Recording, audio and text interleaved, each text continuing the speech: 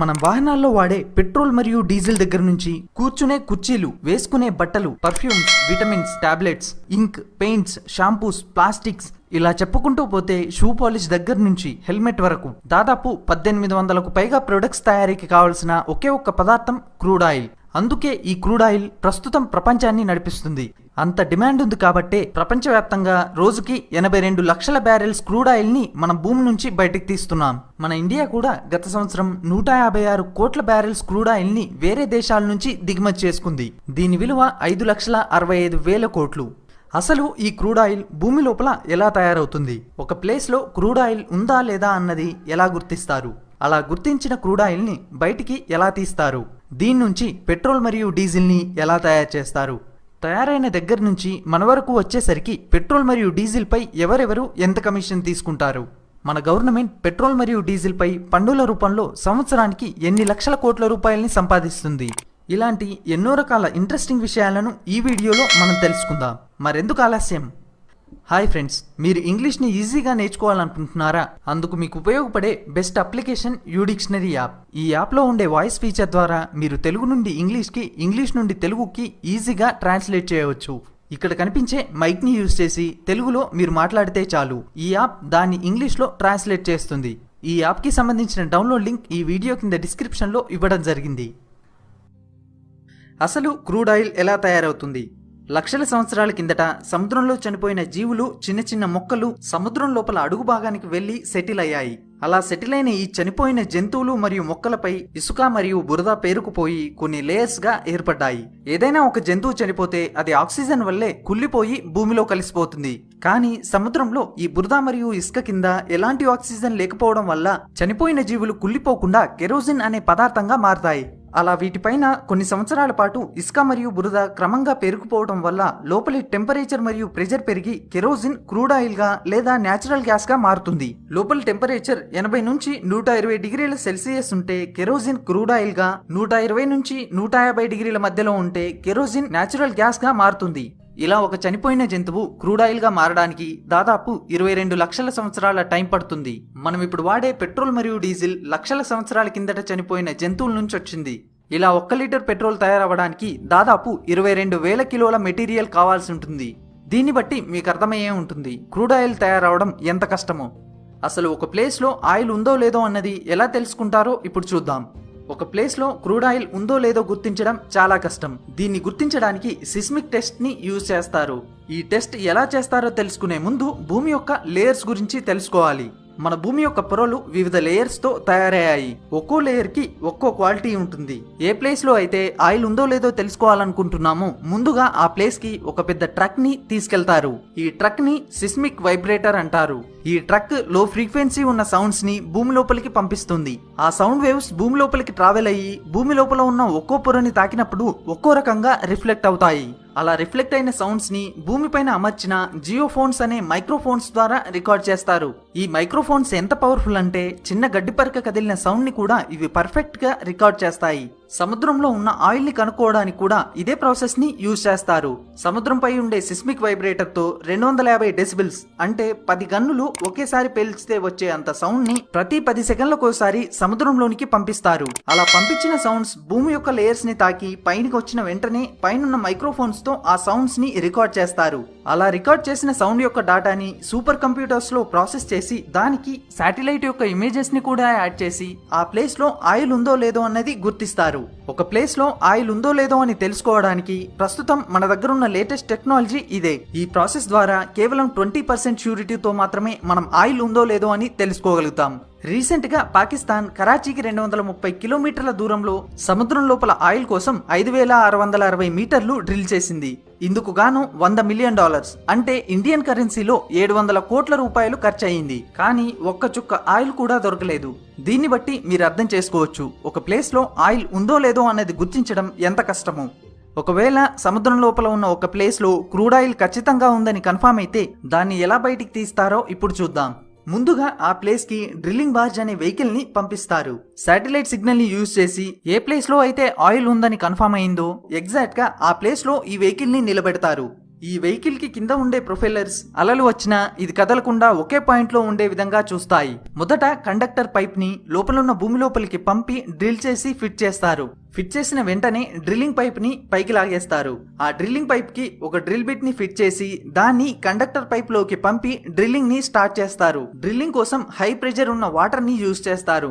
సముద్రం లోపల ఎంత ప్రెషర్ ఉంటుందంటే మనపై భూమిపై ఉండే ప్రెషర్ కన్నా 500 రెట్ల ఎక్కువ ప్రెషర్ ఉంటుంది. ఈ ప్రెషర్ కి చేసిన హోల్ కూడా కొలాప్స్ అయ్యే ప్రమాదం ఉంది. అలా జరగకుండా ఉండడానికి కొన్ని మీటర్లు డ్రిల్ చేశాక డ్రిల్లింగ్ పైప్ ని బయటికి తీసి కేసింగ్ పైప్ ని ఫిట్ చేస్తారు. దీన్ని ఫిట్ చేశాక డ్రిల్లింగ్ ని మళ్ళీ స్టార్ట్ చేస్తారు.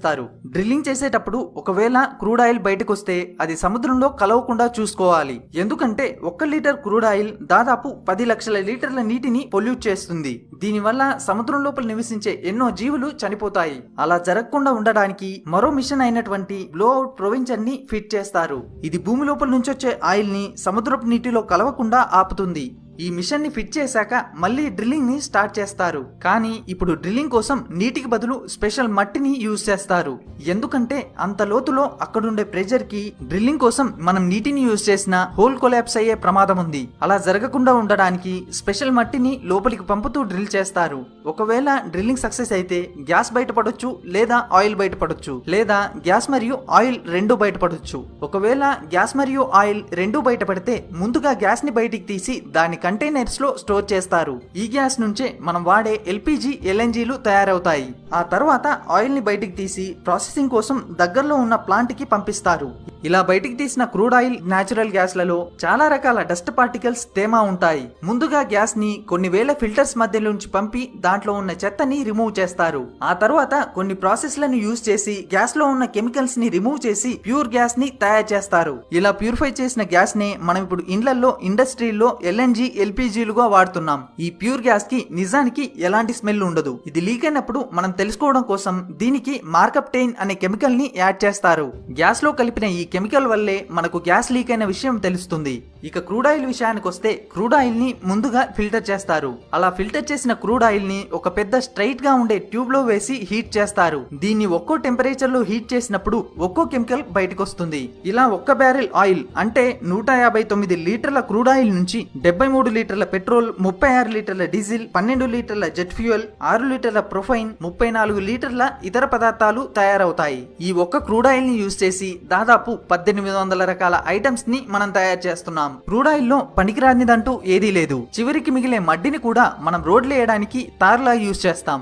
మన గవర్నమెంట్ పెట్రోల్ మరియు డీజిల్ ప్రైస్ ని ఎలా డిసైడ్ చేస్తుందో ఇప్పుడు చూద్దాం. దీని గురించి తెలుసుకునే ముందు ఓఎంసీ ఆయిల్ మార్కెటింగ్ కంపెనీల గురించి ఒక్కసారి చూద్దాం. ఈ ఆయిల్ మార్కెటింగ్ కంపెనీలు చేసే పని ఏంటంటే వేరే దేశాల నుంచి క్రూడ్ ఆయిల్ ని కొని దాన్ని రిఫైన్ చేసి పెట్రోల్ మరియు డీజిల్ ని తయారు చేసి డీలర్స్ కి అమ్మడం. మన ఇండియా విషయానికి వస్తే Indian oil corporation limited, Bharat petroleum corporation limited, Hindustan petroleum corporation limited ఈ మూడు మాత్రమే మెయిన్ ఆయిల్ మార్కెటింగ్ కంపెనీలు. ఇండియన్ ఆయిల్ మార్కెట్ లో వీటి వాటా 90% ఉంటుంది. ఉదాహరణకి ఇండియన్ ఆయిల్ కంపెనీ సౌదీ నుంచి క్రూడ్ ఆయిల్ ని ఇంపోర్ట్ చేసుకుంది అనుకుందాం. మొదట అక్కడ కొన్న క్రూడ్ ఆయిల్ ని షిప్ లేదా వేరే ట్రాన్స్పోర్టేషన్ ద్వారా ఇండియాకి తీసుకురావాలి. అలా క్రూడ్ ఆయిల్ ని కొన్న ఖర్చు, ట్రాన్స్పోర్టేషన్ కి అయ్యే ట్రాన్స్పోర్టేషన్ చార్జెస్ మరియు క్రూడ్ ఆయిల్ యొక్క ఇన్సూరెన్స్ చార్జెస్, ఏ పోర్ట్ కైతే ఇంపోర్ట్ అవుతుందో ఆ పోర్టు యొక్క చార్జెస్, ఇవన్నీ కలిపి ఒక బ్యారెల్ క్రూడ్ ఆయిల్ కాస్ట్ మన దేశానికి వచ్చేసరికి ఈ రోజు రేట్ ప్రకారం $62.40 అంటే 4316 రూపాయలు పడుతుంది. ఒక బ్యారెల్ అంటే 159 లీటర్స్. ఈ లెక్కన 1 లీటర్ క్రూడ్ ఆయిల్ మన దేశానికి వచ్చేసరికి $27.14 ఖర్చు అవుతుంది. ఆ తర్వాత ఆయిల్ మార్కెటింగ్ కంపెనీలు ఈ క్రూడ్ ఆయిల్ ని రిఫైన్ స్టేషన్ కి పంపి దీని నుంచి పెట్రోల్ మరియు డీజిల్ ని తయారు చేస్తాయి. ఇలా క్రూడ్ ఆయిల్ ని రిఫైన్ చేయడానికి అయ్యే ఖర్చు, మిగతా లోకల్ ట్రాన్స్పోర్టేషన్ చార్జెస్ కలిపి లీటర్ కి $7.14 ఖర్చు అవుతుంది. దీంట్లో ఆయిల్ మార్కెటింగ్ కంపెనీల మార్కెటింగ్ ఖర్చు కూడా యాడ్ అయి ఉంటుంది. ఇలా రిఫైన్ అయిన పెట్రోల్ మరియు డీజిల్ ని ఆయిల్ మార్కెటింగ్ కంపెనీలు డీలర్స్ కి అమ్ముతాయి. అలా డీలర్ వరకు వచ్చేసరికి లీటర్ పెట్రోల్ ధర $34.28 పడుతుంది. ఇప్పుడు ఆకలితో ఉన్న మన సెంట్రల్ గవర్నమెంట్ రంగంలోకి దిగుతుంది. లీటర్ పెట్రోల్ కి 17.98 రూపాయల చొప్పున ఎక్సైజ్ ట్యాక్స్ రూపంలో వసూలు చేస్తుంది. మళ్ళీ దీనిపై ఒక్కో స్టేట్ ఒక్కో విధంగా వ్యాట్ ని వసూలు చేస్తాయి. ఉదాహరణకి Telangana state government litre petrol పై 35.20 వ్యాట్ అంటే $18.41 ని వ్యాట్ రూపంలో వసూలు చేస్తుంది. అలాగే ఆంధ్రప్రదేశ్ గవర్నమెంట్ 33% ని వ్యాట్ రూపంలో వసూలు చేస్తుంది. వీటితో పాటు పాటు పెట్రోల్ డీలర్స్ యొక్క కమిషన్ లీటర్ కి ₹3.57 వీటిలో యాడ్ చేస్తే వచ్చే ప్రైజే మనం కొనే రిటైల్ ప్రైస్. అలా మన గవర్నమెంట్ పుణ్యమా అని ₹34.24 పెట్రోల్ ధర మన గవర్నమెంట్ వేసే పన్నులతో కలిపి ₹74.24గా మారింది. 2018లో ఈ పన్నుల ద్వారా గవర్నమెంట్ కి ₹2,57,900 కోట్ల లభించాయి. మరో ఇంట్రెస్టింగ్ విషయం ఏంటంటే మన దేశంతో పోల్చుకుంటే పక్కనే ఉన్న పాకిస్తాన్, బంగ్లాదేశ్, నేపాల్, శ్రీలంకలో పెట్రోల్ రేట్లు మనకన్నా చాలా తక్కువ. దీనికి కారణం మన గవర్నమెంట్ పెట్రోల్ పై వసూలు చేసే పన్నులు. ఇప్పుడు అసలు విషయానికి వద్దాం. ఇప్పటి వరకు మనం భూమి నుంచి ఎంత క్రూడ్ ఆయిల్ ని బయటికి తీసాం, ఇంకా భూమిలో ఎంత క్రూడ్ ఆయిల్ మిగిలింది.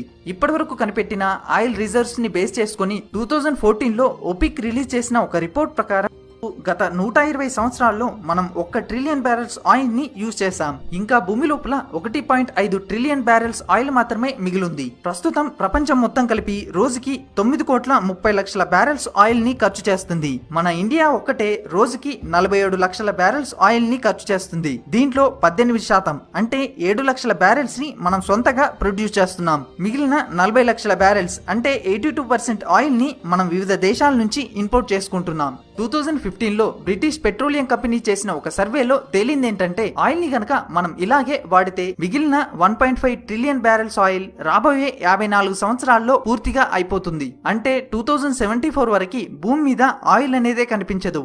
ఈ ప్రాబ్లం ని ఇప్పుడున్న టెక్నాలజీ ఎలా ఫేస్ చేస్తుందో చూడాలి. ఒక జంతువు చనిపోయి ఆయిల్ గా మారడానికి 22 లక్షల సంవత్సరాల టైం పడితే అలా సంవత్సరాల పాటు తయారైన ఆయిల్ ని మనం కేవలం 174 సంవత్సరాల్లో ఒక్క చుక్క మిగిల్చకుండా ఖర్చు చేయబోతున్నాం.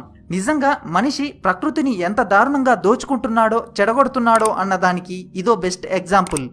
ఇది ఫ్రెండ్స్ ప్రపంచాన్ని నడిపించే క్రూడ్ ఆయిల్. ఈ వీడియో ద్వారా క్రూడ్ ఆయిల్ కి సంబంధించిన ఎంతో కొంత సమాచారాన్ని తెలుసుకున్నారని ఆశిస్తున్నాను. ఈ వీడియో కనుక మీకు నచ్చినట్లయితే లైక్ చేయండి, షేర్ చేయండి, కామెంట్ చేయడం మాత్రం మర్చిపోకండి.